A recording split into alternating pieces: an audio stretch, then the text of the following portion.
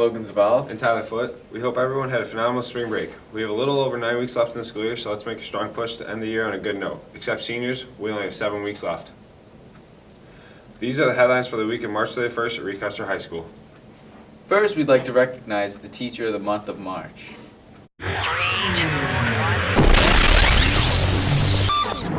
Each month, the students are asked to vote for their favorite teacher for the Teacher of the Month. The Teacher of the Month for March is Janet Johnson, or better known as JJ. How does it feel to be voted Teacher of the Month? It's an honor. I was really excited.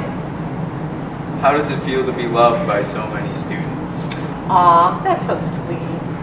I don't know. I enjoy it. Everybody likes to be loved, don't they? So do you think offering half off for fines had anything to do with you being voted Teacher of the Month? Ooh, I didn't think of that, but it might very well have. How long have you been our high school librarian?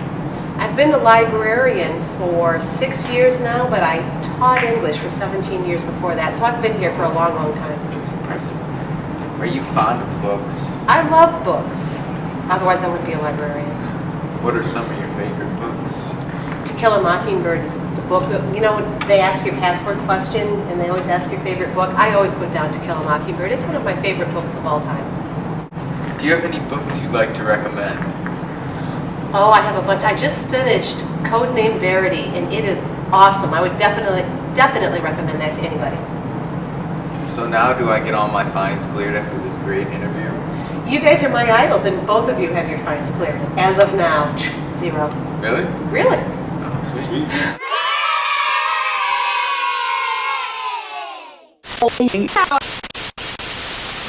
Wednesday, April 2nd, we'll be on another late start schedule. The homework depot will be open from 3 to 4 after school. Friday, April 4th, a rep from Governor State University will be visiting during the lunches. Numerous talented artistic students from RCHS will have their work entered in the Fossil Ridge Library's 4th annual Teen Art Exhibit. Artists were allowed to submit up to 5 works from any medium. Artwork will be judged and prizes will be awarded. The art will be on display today and tomorrow during library hours. The public is invited to attend an artist reception on April 5th from 11 a.m. to 2 p.m. to meet the participating artists and enjoy refreshments. And now let's send it over to Elizabeth Cronin for the weather forecast.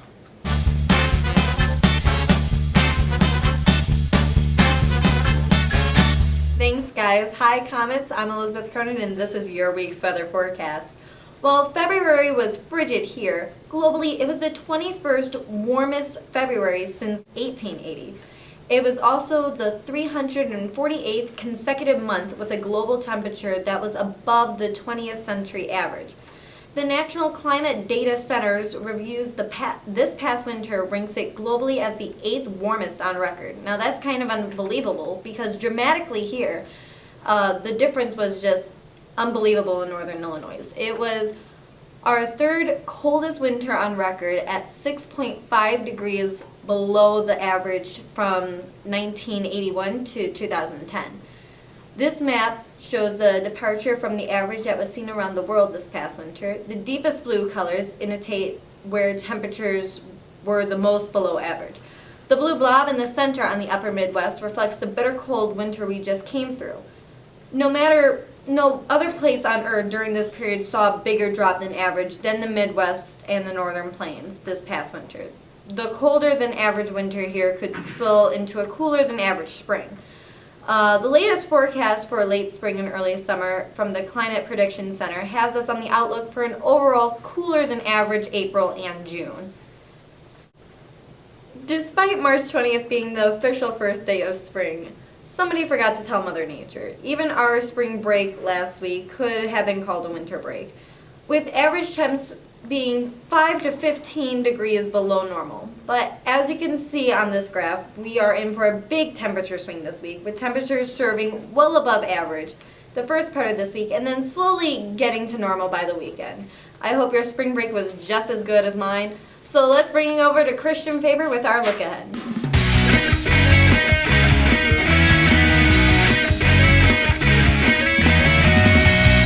Thanks, Elizabeth. Hi, this is Christian Faber, and let's take a look at some upcoming events in April. April 9th, we will have early dismissal with students done at 10:50. Be sure to come back to the high school from 6 to 8 for an evening of art and music. The high school gym will be converted into an art museum featuring all mediums of art created by the most talented students in the Interstate 8 Conference. Enjoy live music from our very own jazz band while you tour the gallery.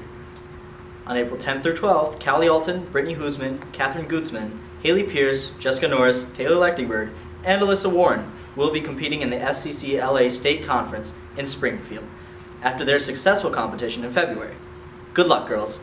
We will have the results in next week's newscast. April 11th and 12th, the RCHS Music Department will be hosting the IHSA Organizational Contest. Next week, we will preview this important event. April 18th through 21st. This will be a 4-day weekend thanks to Good Friday and no school on the Monday after Easter. April 23rd and 24th, juniors take the ACT and PSAE tests. Sophomores and freshmen will be going on field trips to JJC and Wilco.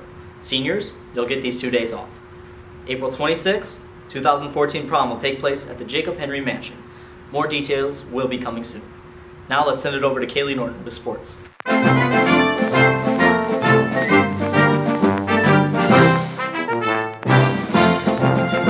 Hello Comets, this is Kaylee Norton with This Week in Comet Sports. Monday, March 31st, the girls soccer team will be hosting Wilmington this afternoon at 4:30. Tuesday, April 1st, the baseball teams will be facing Beecher. The varsity will be home while the sophomore squad will be on the road. The games begin at 4:30.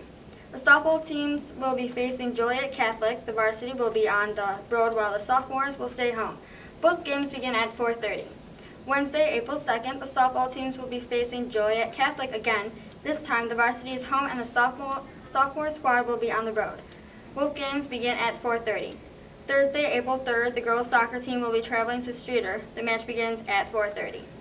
Saturday, April 5th, the varsity baseball team will be playing in the doubleheader at Clifton Central. The first game begins at 10 a.m. with the second game at noon. The varsity softball team will be hosting a doubleheader with Moments. The first game begins at 11. The second game is scheduled for 1.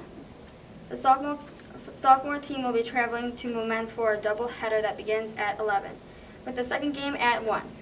Have a great week and go Comets! Now it's time for another installment of the Question of the Week with Mr. Sgasny.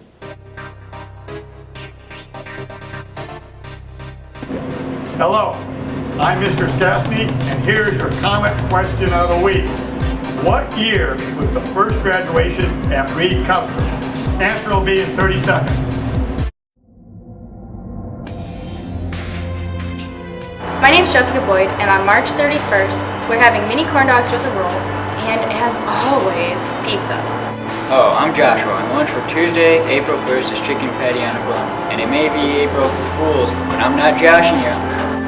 Hi, I'm Caitlin, and the lunch for Wednesday, April 2nd is Italian beef and potatoes and gravy. I'm Charles Faulkner. On April 3rd, we will have hot dog on bun and barbecue rib on bun. I'm John Cassim. On Friday, April 4th, we will be having tuna casserole with a roll and gyro on pita bread. The answer to the Comet Question of the Week is the year 1931. Here's the first graduating class of Reed Custom.